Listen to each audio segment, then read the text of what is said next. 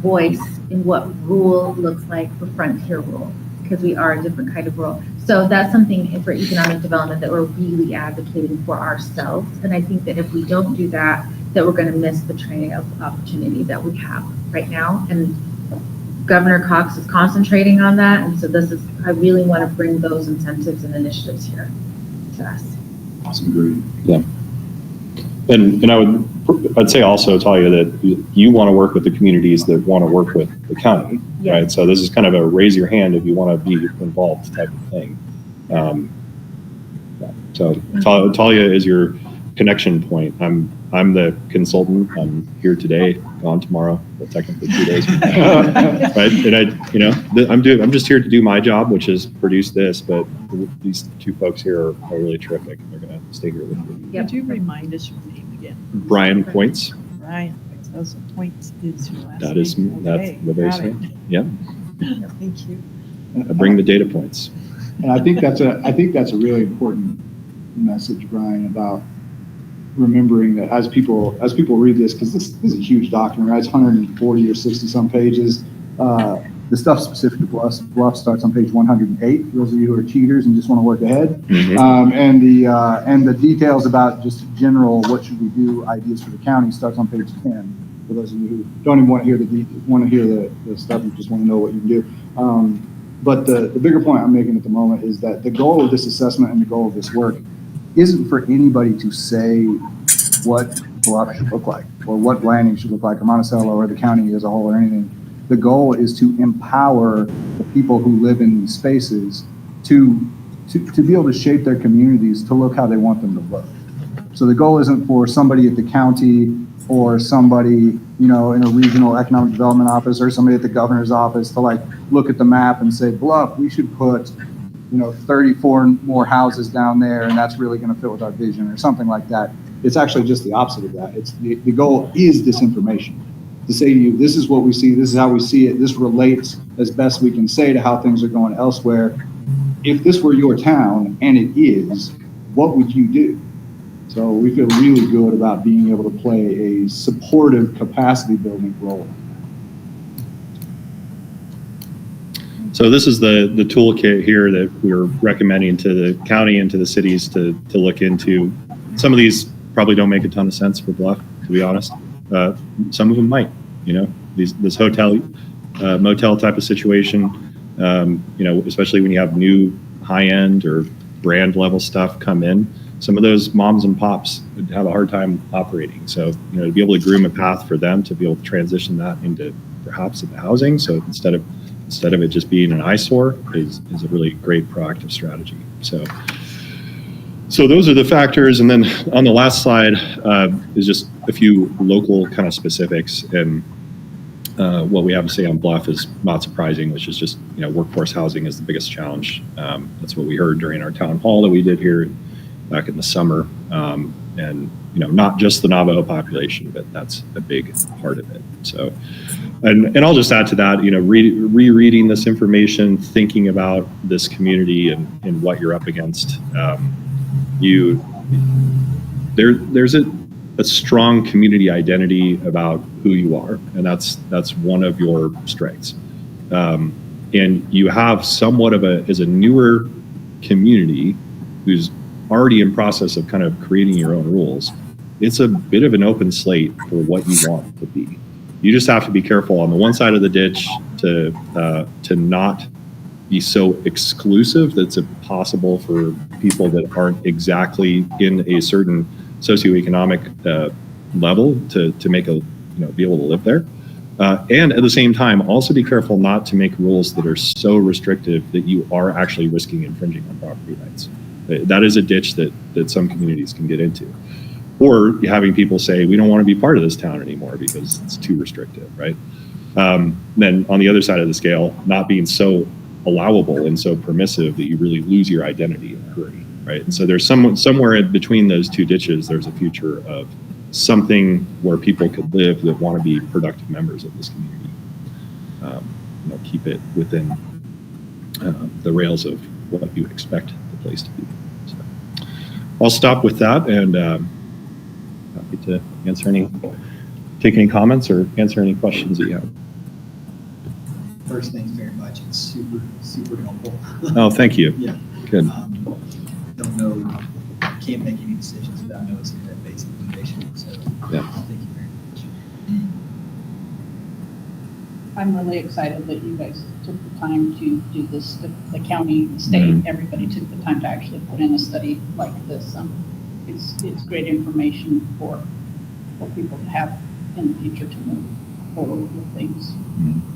Will help us meet our goals and our strategic plan, things like that. Okay, good. It's a good starting place. Yeah. Good. Instead of just like what you just heard from us, where it's like, well, this is kind of what I think. Mm. This is much Mhm. more. Mhm. So, thank you. Yeah. Well, you'll have some good building blocks now because that the water use plan study that we read was really good also. So, Thank you, Talia, for being an advocate. Yeah. The state is huge because we do feel like we're kind of, Yeah. So, I understand. I get it. I've been here for 4 years now and I can see it. And so I'm really excited too, because we're in a really unique place where they're excited to communicate and collaborate. So the stars are aligning for growth and moving forward, whatever that looks like for each community. Thank Do you you. have anything we haven't heard? Ann, Erin, you're running a comment, question? I'm good, thanks. This is a really good presentation. Say it again, Ann. It was a really good presentation, so thank you. thanks, Ann. Thanks for all of your help too. It's a lot of information. Yeah. Sorry, I was trying to Yeah. keep up the whole time, but I mean, one of the things that I guess just immediately strikes me is the population by age. And that's one of the most Yeah. drastically different than everybody else. Mhm. It's huge, and a huge problem because there's I have no idea what that inventory turnover is going to look like. Mhm. You know, if my parents lived here and they had a house that they passed on to me, I would sit on it until I got a unicorn. I mean, it's not like Mhm. property taxes, I can deal with it. And I'd wait, which is unfortunate. I mean, we have a lot of, the place I work, there's partnership. We have about 11 people work for us. I believe 2 of us live in town, me and my wife. And nobody else lives here because, we had, when we were sending people around, the rent, it was coming back as $1,300 a month. Why don't you go pay $1,500 a month and live in Durango, or $1,700 live in Durango, and you get all the benefits of that existing town, as opposed to the things Luanne mentioned. I think, my opinion is, there's nothing wrong with being a retirement community, right? Like there are ways to make that work and make that be beautiful.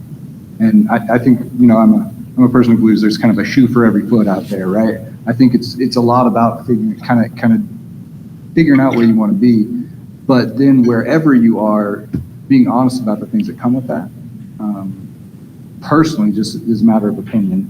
But one thing as a city council that you guys might want to think about is that in a retirement community, a problem that you're going to struggle with as a community that is more of a problem for you than it is for other places is what they call cloudy titles, which means a lot of these houses are going to have exactly what you just described happen to them. They're going to be willed to someone else, right?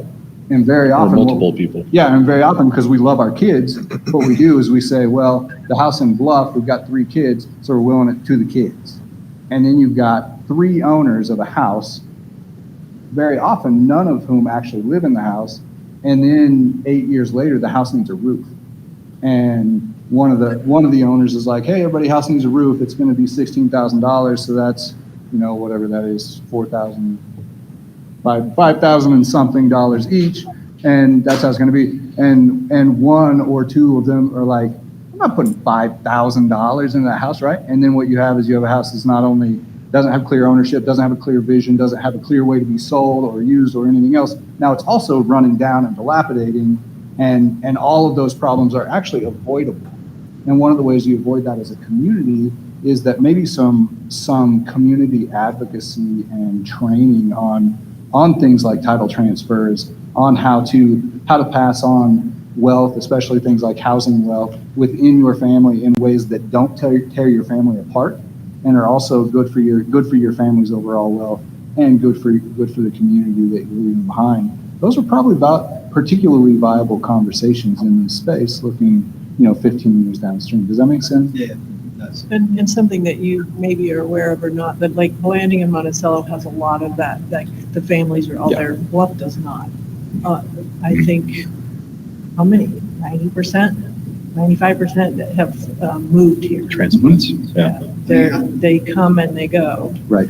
I lived in Monticello for 4 years, was looking for a house the whole time, and there were at least 3 or 4 houses that we would have bought. They were all owned by the kids after the parents died. The kids moved away when the parents died, and then they just sat on them. I mean, just would not budge on price, and just sat. And I mean, would not move. You call no movement for years. Yeah, so perhaps in Bluff, because they're part of that the dynamic of housing getting locked up like that is there's the memory, the family memory of like this belongs to us in our household. And see, Maybe it's more, easier for folks to just sell it. Yeah, these people are just moving in and, So then, more, it's not going to be entry level based on what we can currently tell, right? But maybe 20 years down the line, somebody who's 55 or 60 at that point is going to come by Well, that. basically the kids aren't staying, so the jobs and, they go off to school and go to town and end up not here. So it really is just a choice. It's going to be really, I'm going to be around for the next 2 years or so. I'm really excited about that. And I'm excited to help you bring about your vision, whatever that is. That's what I'm here to do.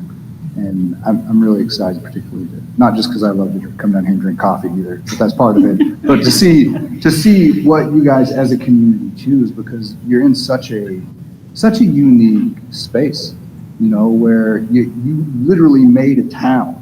You went from not being an entity to being an entity, and you're answering such fascinating questions in such fascinating time. And I think it's important to remember that things that you look at a town and you're like, man, who would build this like this? And the answer is nobody, right? That towns that get into these weird spaces where they don't even like themselves anymore aren't towns that had some bad people come to power and made a bad plan. Those are towns that just never made a plan, and things just happened as they happened. And I'm really interested to see, recognizing there are a lot of voices in Bluff, and they probably don't all agree and have a shared vision for what Bluff should be. But within that, I'm really excited to see how you guys come together and chart your course forward. It's going to be exciting. Do you have any resources for us, trainings or just general information about any of this stuff, like some of the recommendations, like improving workforce housing, things like that, like anywhere to point us? I tell you, the first resource I would point you is the one you're holding, because we've had a good conversation today. We have not scratched the surface on the things that are in this housing assessment. I think one of the questions, it's all a matter of balance, right? Because every community to be healthy has to have some degree of balance. And one of the questions, if I'm a part of the Bluff community, that I'm asking myself, every one of these, these structures that already exist around town, maybe it's a gas station, it's not a gas station anymore, maybe it's those kind of things. I'm looking at that and saying, why can't people who want to work here live there? What would it take to make that happen? How would that fit within our ethos as a community? And what kind of resources are out there to make that possible? Those are I think that, to me, that's the low-hanging fruit. The low-hanging fruit is to take a thing that's already a thing and help it just be a little bit different of a thing. I mean, that's kind of true in almost any construct. That comes to my mind. Brian, what are your thoughts? On the question of resources, Britt, I'd say Strong Towns is good. Urban Land Institute has some good ideas sometimes. And as things, I think the governor's office is aware that, they basically made the policy and then the communication hasn't really proceeded after that. So as they come up with toolkits and things like that, that stuff's going to go to Mick and Talia, and they can get it pushed out to you. We had a conversation yesterday with the governor's hand-chosen guy. His name's Steve Waldrop. He's the housing guy in Utah, basically the governor's housing guy. And we're encouraging them as they're trying to figure out how to implement and make these good ideas that became policy, how to make them into real things that are happening in real places, to consider us. like, what would it look like for a community to say, we want to be the test case for that? We'll take your resources, we'll take your expertise, and we'll give that a shot. And then we'll be able to tell that story with you to the rest of the state. I think there's some interest in things like that. And I would add too that as economic development, I am going to start creating some smaller conferences that are industry based. And that would be even like, if I am a private landowner, how do I do an HOA? Can I become a developer? What does that process look like? What are the incentives available? So we'll get really down to the nitty gritty. And then I am also part of, through economic development, some alliances that they have some of those toolkits for communities that we'll be bringing into, and we'll work together, Meg and I, as we're doing that, and collaborate, and also have conversations with what you guys are interested in, so that we're continuing to add and we can become better informed. Because what we did learn from the conversations is no one in the rural areas is doing what we're talking about. So if we can become the pilots, the leaders, the ones that are trying it, that's really advantageous for us as a community. And also we become the experts that they'll come and ask us, hey, how did you guys get that done? Spotlight for just a second. You're bringing in Deb from Save Your Town to base camp, right? I am. So December 5th, the county is hosting an event called Base Camp. Base Camp, It's our third annual conference that we're doing it. What's crazy is I've had the opportunity to help all 3 years. This year I'm in charge of it, so, which is totally different. But what we are bringing in is she's going to talk about case scenarios of what not only she's done, but also where she's consulted in other rural areas and how they're reviving them, how they're bringing housing and dealing with workforce development. So the she in question, her name is Deb. The website is literally like saveyour.town. And that's she and her partner's organization.